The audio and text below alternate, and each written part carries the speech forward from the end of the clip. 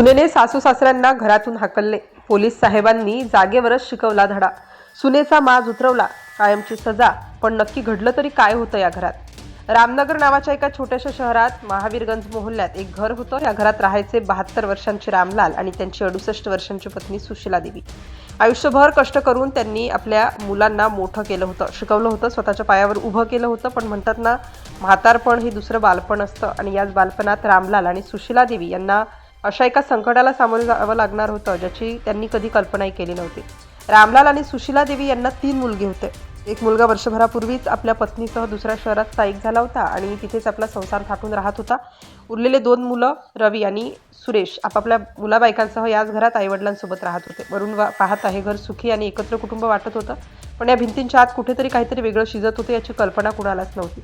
एक घर असलं तरी रामलाल आणि सुशीला देवी यांची खोली वेगळी होती. सुरुवातीला हे साधं वाटलं, पण हळूहळू घरात रोज छोट्या छोट्या कारणांवरून वाद होऊ लागले. म्हातारी माणसं, त्यांचं वागणं, त्यांच्या गरजा या सगळ्यांकडे बघण्याचा मुलांचा दृष्टिकोन बदलू लागला. जसजसे रामलाल आणि सुशीला देवी यांचे हातपाय थकत गेले, तसतसं घरातलं वातावरण अधिकाधिक तणावपूर्ण होत गेलं. आणि मग तो दिवस उजाडला ज्या दिवशी या घरात सगळ्याचा स्फोट होणार होता. 1 नोव्हेंबरचा तो दिवस होता. संध्याकाळचे साधारण 4 वाजले होते. रवी आणि सुरेश दोघेही आईवडिलांशी जोरजोरात भांडू लागले.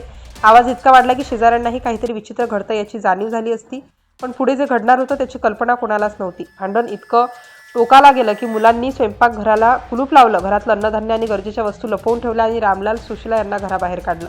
घराबाहेर एक छोटीशी खोली होती. ना धड सोयी ना धड सुविधा. याच खोलीत त्या वृद्ध जोडप्याला ढकलून दिलं गेलं आणि मुख्य घराला कुलूप लावण्यात आलं. रवी आणि सुरेश दोघेही घर सोडून निघून गेले, जणू काही घडलंच नाही अशा आविर्भावात. मागे राहिलं ते फक्त एक थरथरणारं असहाय्य वृद्ध जोडपं आणि त्यांच्या डोळ्यातले अनुत्तरित प्रश्न.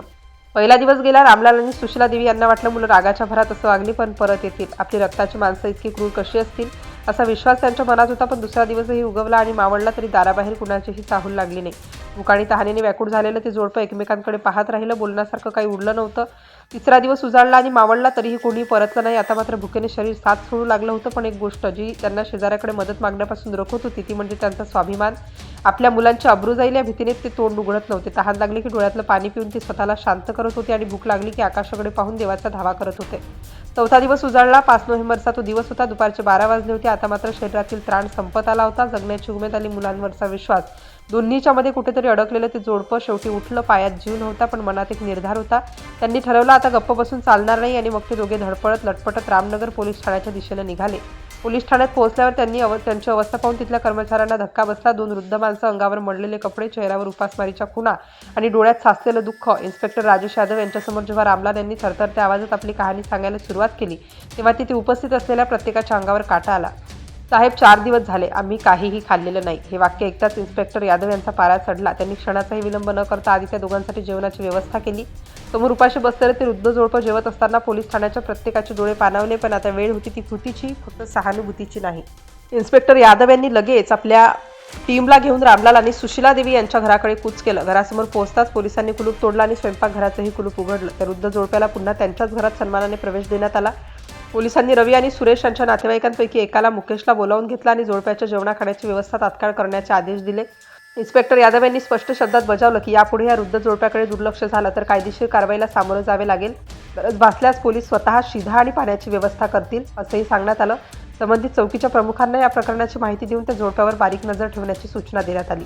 आणि अशा प्रकारे ज्या मुलांनी स्वतःच्या जन्मदात्या आईवडिलांना उपाशी ठेवून घराबाहेर काढलं होतं त्यांना पोलिसांनी योग्य तो धडा शिकवला. रामलाल आणि सुशीला देवी यांनी अश्रू भरल्या डोळ्यांनी सांगितलं की आमची स्वतःची माणसं परकी झाली, पण परके पोलीस आमच्यासाठी देवदूत बनून आले. स्वाभिमानापोटी 4 दिवस मुगाड्याने सहन केलेलं दुःख अखेर एका धाडसी पावलामुळे संपलं आणि न्याय मिळाला.